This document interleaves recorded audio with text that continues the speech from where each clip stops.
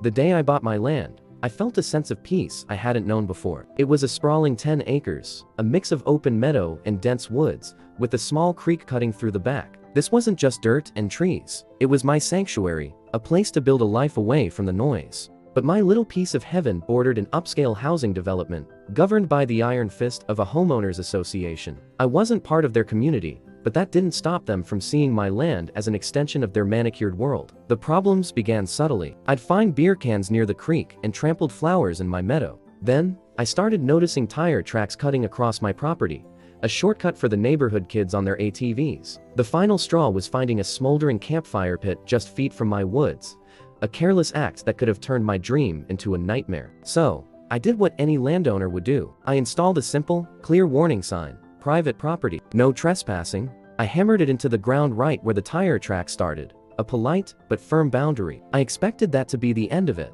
Instead, it was the beginning of a war. A week later, I came home to a police car parked at the edge of my property. An officer stood beside a woman I recognized as the HOA president, a stern-faced woman named Karen, who always looked like she just tasted something sour. She pointed a perfectly manicured finger at my sign, then at me. "Officer," she declared, her voice dripping with false concern, "this man is trespassing." I was stunned into silence. Trespassing? On my own land? The officer looked just as confused. I explained the situation, showing him my property deeds and the evidence of the constant intrusions. Karen, however, was relentless. She argued that my aggressive sign was disrupting the community's aesthetic, and that for years, residents had enjoyed what she called the unspoiled nature of my land. She was claiming my property as a communal park. The officer, thankfully, had common sense. After reviewing my documents, he patiently explained to Karen the concept of private ownership, but her audacity had lit a fire in me. This wasn't just about a sign anymore. It was about respect,